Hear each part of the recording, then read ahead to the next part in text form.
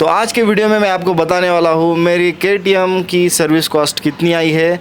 और ये ऑलमोस्ट 1 साल के बाद मैंने सर्विस किया है, और 1 साल के बाद सर्विस कॉस्ट मैं एक्सपेक्ट कर रहा था कुछ ज़्यादा आएगा, बट इतना कम सर्विस कॉस्ट और KTM बाइक ने इतना मतलब मुझे कभी तकलीफ़ नहीं दी। तो आज मैं आपको मेरे KTM RC390 के बारे में बताने वाला हूँ। उन्होंने 3 पढ़े 10 1 10 10 2 20 20 से 30 माधव काय बसले।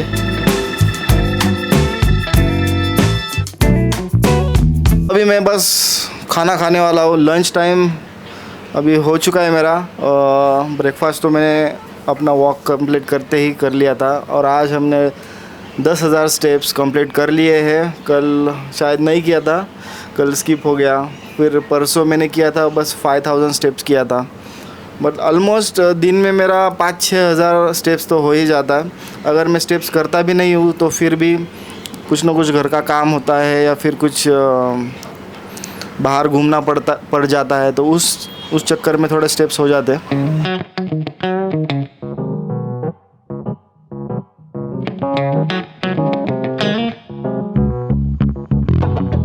दोपहर के रेस्ट के बाद अभी हम थोड़ा नीचे जाएंगे, बाइक को भी शुरू करेंगे। 3 दिन हो गए हैं KTM सर्विस होके आई है, बट मैंने उसको शुरू भी नहीं किया, ना कवर डाला है ना कुछ।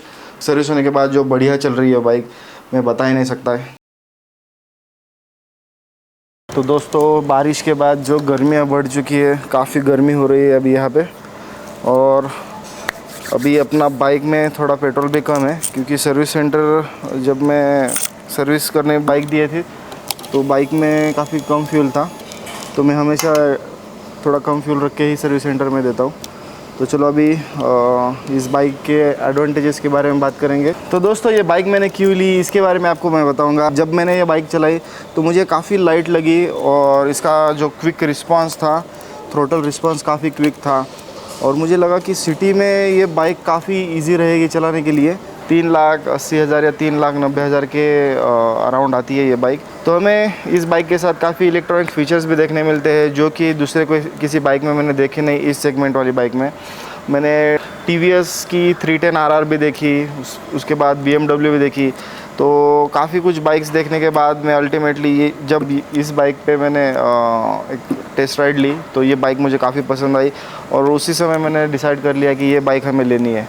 तो अगर हम बात करेंगे इस बाइक के इलेक्ट्रॉनिक फ़ीचर्स की, तो मैं आपको बताता हूँ इस बाइक के साथ हमें कौन से इलेक्ट्रॉनिक फ़ीचर्स मिले हैं। तो इस बाइक को अलग बनाता है किसी भी दूसरे सेगमेंट वाली बाइक के साथ। तो चलो अभी मैं आपको बताता हूँ इसके इलेक्ट्रॉनिक्स फीचर्स।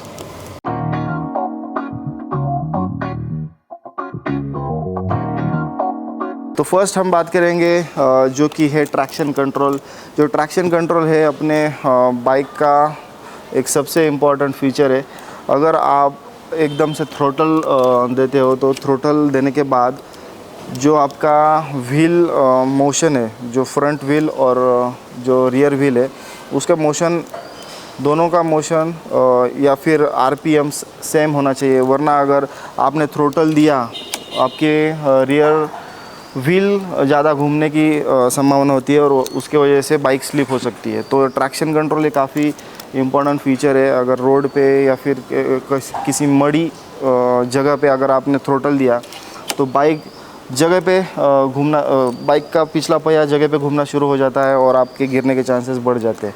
तो ये ट्रैक्शन कंट्रोल काफ़ी इम्पोर्टेंट फीचर है।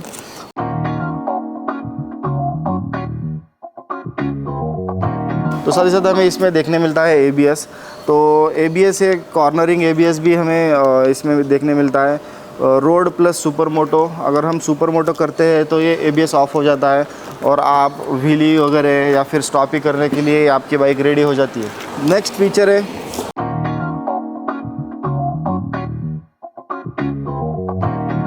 Quick shifter.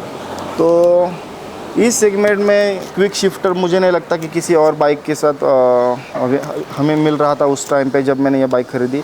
अभी RTR 310 के साथ भी क्विक शिफ्टर मिलता है, तो ये काफ़ी अच्छी बात है। बट मुझे थोड़ी हायर सीसी की बाइक चाहिए थी, तो 400 सीसी के रेंज में मुझे यही बाइक काफ़ी अच्छी लगी। और 300 सीसी पे मुझे सेगमेंट में नहीं जाना था, क्योंकि थोड़ा सा मुझे लग रहा था, मैं ऑलरेडी पावरफुल बाइक्स चलाता हूँ, तो थोड़ा सा कम पावर चाहिए था और ज़्यादा भी कम नहीं चाहिए था, इसलिए मैंने सोचा कि 400 मेरे लिए काफ़ी बेटर ऑप्शन रहेगा। तो इस बाइक के साथ हमें देखने मिलता है क्विक शिफ्टर।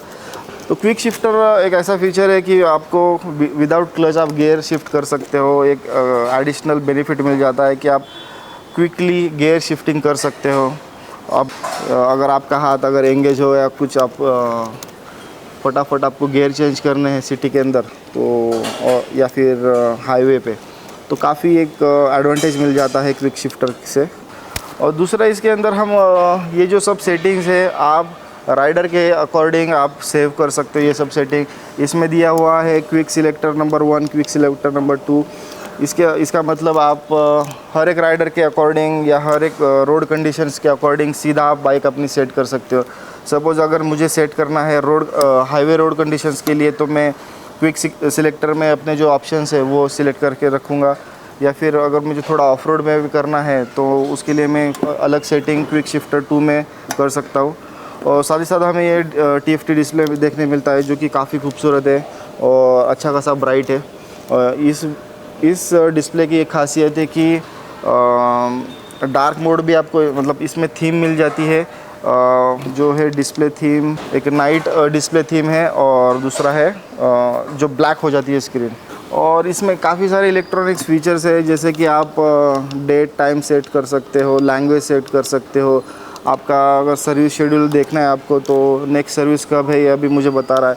अभी हमने 3 दिन पहले सर्विस की थी, तो 3 दिन पहले मतलब मार्च में हमने सर्विस की है, तो अभी मार्च 27 में मुझे सर्विस करनी है। तो ये एक अच्छी बात है कि KTM का जो सर्विस इंटरवल है काफ़ी लॉन्ग है, तो आपको बार बार सर्विस सेंटर के चक्कर नहीं काटने पड़ते। साथ ही साथ आपको ये देखने मिलता है कि आपकी बैटरी की कितना वोल्टेज है, बाइक बैटरी का जो लेवल है वो भी आपको दिखाता है।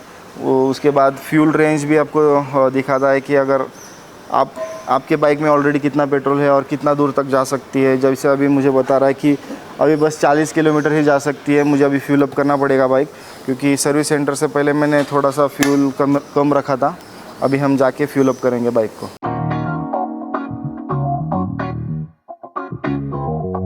और हाँ, इस बाइक के पार्ट्स अवेलेबिलिटी काफ़ी अच्छी है। 2 बार मैंने ये बाइक गिराई है, तो इसके लीवर्स टूट गए थे, फिर ये जो हैंडल बार है वो भी बेंड हो गया था। तो ये काफ़ी सस्ता मिला मुझे, 300 रुपये के कुछ लीवर है, हैंडल बार भी कुछ 300 का है। यहाँ पे फुट पैक भी थोड़ा सा टेढ़ा हो गया था, तो उसको भी हमने चेंज किया।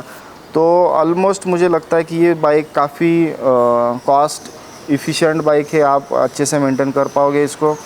बस इसका एक ही ड्रॉबैक है कि आपको हर 500 किलोमीटर्स पे आपको चेन लूप करना पड़ता है।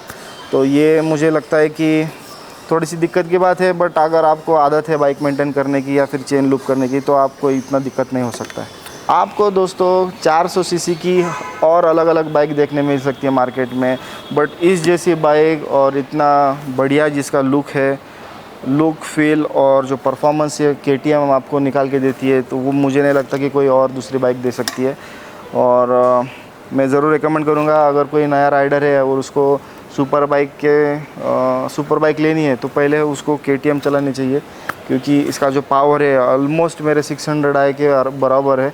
बट अभी आप अपना बजट है जिसको अफोर्ड हो सकता है वो सुपर बाइक सीधा ले सकता है। बट जिन लोगों को राइड एंजॉय करना है, निम्बल बाइक चाहिए सिटी के अंदर, आपको ज़्यादा हेवी बाइक नहीं चाहिए, तो KTM एक अच्छा ऑप्शन होगा आपके लिए। और सबसे बढ़िया बात, अगर आपको ये बाइक रेसिंग ट्रैक पे चलानी है, तो ये bike racing track ready bike है। ना टायर चेंज करने की ज़रूरत है, ना कुछ करने की ज़रूरत है। बस आपको मिरर निकालने हैं और पीछे के शायद इंडिकेटर भी निकालने पड़ेगा आपको। तो वो सब होने के बाद, ये डिटैच करने के बाद, ये बाइक आपकी ट्रैक रेडी बाइक है, आप सीधा ट्रैक पे लेके जा सकते हो। तो दोस्तों, ये अपनी बाइक काफ़ी मेंटेनेंस फ्री है, ज़्यादा कुछ खर्चा नहीं निकालती। वरना मेरे 2 जो बेनेली बाइक्स है उसका एक सर्विस ही 11-12 हज़ार रुपये की आती है। अगर कुछ पार्ट अगर चेंज हो गए तो वो अलग से खर्चा है। तो सबसे इफ़ेक्टिव और सबसे बेस्ट बाइक मैं ये मानता हूँ। तो ऐसी है मेरी एक KTM RC 390। आपको कैसे लगे ज़रूर बताना। तो चलो अभी इस बाइक का थोड़ा सा एक राउंड लगा के आते हैं और इसको फ्यूल अप करके आते हैं।